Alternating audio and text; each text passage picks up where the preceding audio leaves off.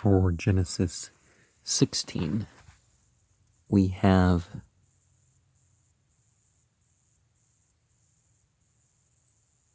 Wilu Nu Kei as the footnote for verse 2. I'm making some of those wrong because they've kind of squished them a bit. Taliku C for verse 7.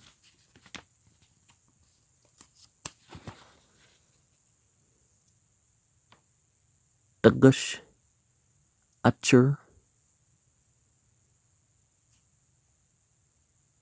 Tau Gimel for verse 12.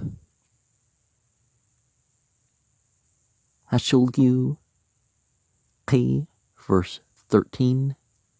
Pentateuch Batnich for verse 20.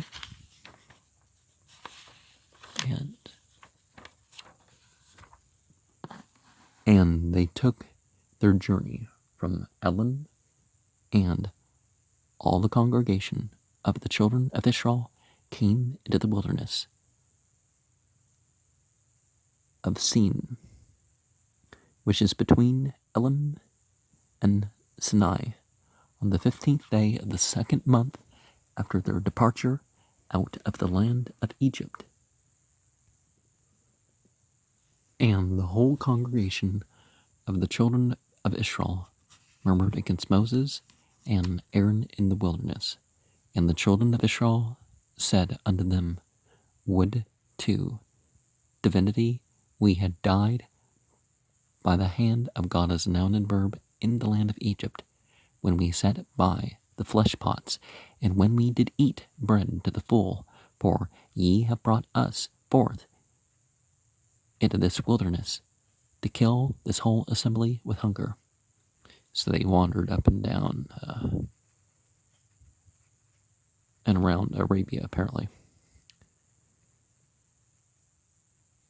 Then said God as noun and verb unto Moses, Behold, I will rain bread from heaven for you, and the people shall go out and gather a certain rate every day, that I may prove them whether they will walk in my law or no. And it shall come to pass that on the 6th day they shall prepare that which they bring in, and it shall be twice as much as they gather daily. And Moses and Aaron said unto all the children of Israel, At even then ye shall know that God as noun and verb hath brought you out from the land of Egypt. And in the morning then shall ye see the glory of God as noun and verb, for that he heareth your murmurings against God as noun and verb. And what are we that ye murmur against us? You know, kings use the royal we and stuff too. It's not, it's not saying that God is plural. Of course, some people who are polytheists will use these same terms. Like, the Christians will say, see, it's the Trinity. It's like, well, there's people using that way of speaking, in such texts. But they're one person, right? So, and Moses said, This shall be when God as noun and verb shall give you in the evening flesh to eat, and in the morning bread to the full, for that God as noun and verb heareth your murmurings, which ye murmur against him. And what are we? Your murmurings are not against us, but against God as noun and verb. Now, there's something called the qualitative plural, and you can kind of see, I don't know about tonic, I think there's, but when you find out how many are God, God is one. Achad, Ahad, in the Arabic. And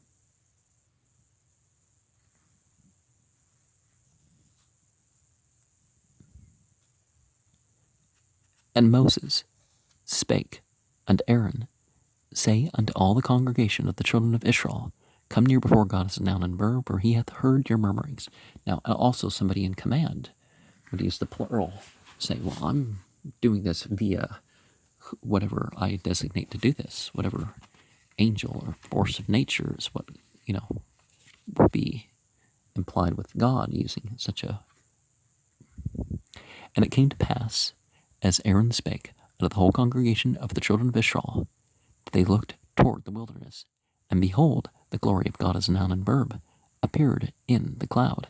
And God as a noun and verb spake unto Moses, saying, I've heard the murmurings of the children of Israel. Speak unto them, saying, At even ye shall eat flesh, and in the morning ye shall be filled with bread, and ye shall know that I am God as noun and verb, your God. And it came to pass that at even the quails came up and covered the camp, and in the morning the dew lay round about the camp. When the dew that lay was gone up, behold, upon the face of the wilderness there lay something fine and scaly, as fine as the hoarfrost on the ground. So some sort of fungus, right? And when the children of Israel saw it, they said to one another, It is manna, for they knew not what it was. Manahua, what is it? What is it? And Moses said unto them, This is the bread which God as noun and verb hath given you to eat. This is the thing which God as noun and verb hath commanded. Gather of it every man according to his eating, and omer for every man according to the number of your parents. Take ye every man for them which are in his tents. And the children of Israel did so, and gathered some more, some less. And when they did meet it with an omer, he that gathered much had nothing over, and he that gathered little had no lack. They gathered every man according to his eating, and Moses said, Let no man leave of it till the morning. Notwithstanding, they hearkened not unto Moses, but some of them left of it until the morning, and it bred worms and stank, and Moses was wroth with them. And they gathered it every morning, every man according to his eating, and when the sun waxed hot, it melted. And it came to pass that on the 6th day they gathered twice as much bread, 2 omers for one man. And all the rulers of the congregation came and told Moses.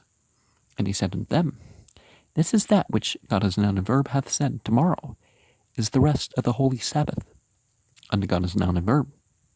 Bake that which ye will bake today, and seethe that which ye will seethe, and that which remaineth over lay up for you to be kept until the morning.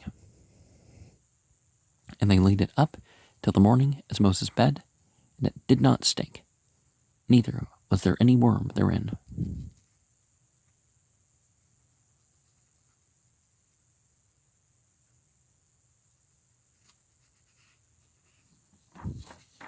And Moses said, Eat that today, for today is a Sabbath unto God as noun and verb. Today ye shall not find it in the field. Now there was $1 million reward out for anybody who could show that the Sabbath had changed according to even the Christian side of the Bible. I mean, other than that Pauline passage of obey and believe anything those in charge of you say. Yeah, early days find it in the land. 6 days shall ye gather it, but on the 7th day, which is the Sabbath, in it there shall be none. And it came to pass that there went out some of the people on the 7th day for to gather, and they found none. And God as noun and verb said unto Moses, How long refuse ye to keep my commandments and my laws? See, for that God as noun and verb hath given you the Sabbath. Therefore he giveth you on the 6th day the bread of 2 days. Abide ye every man in his place. Let no man go out of his place on the 7th day. So twice as much on the gathering day.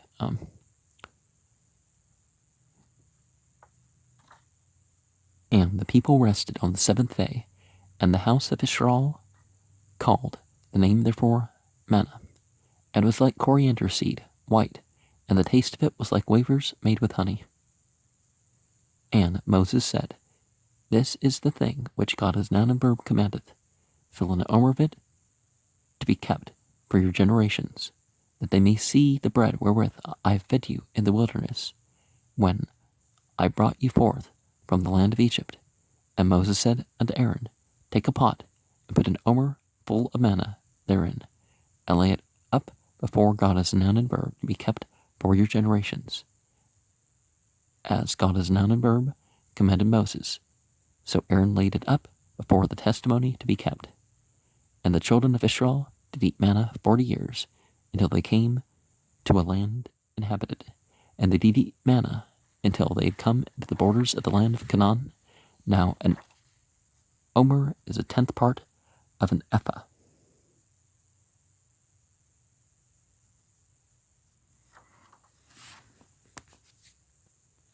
Omer is a heap, a sheaf, a dry measure, making merchandise of something, chastising, which is, of course, why he needed to define the term, right? And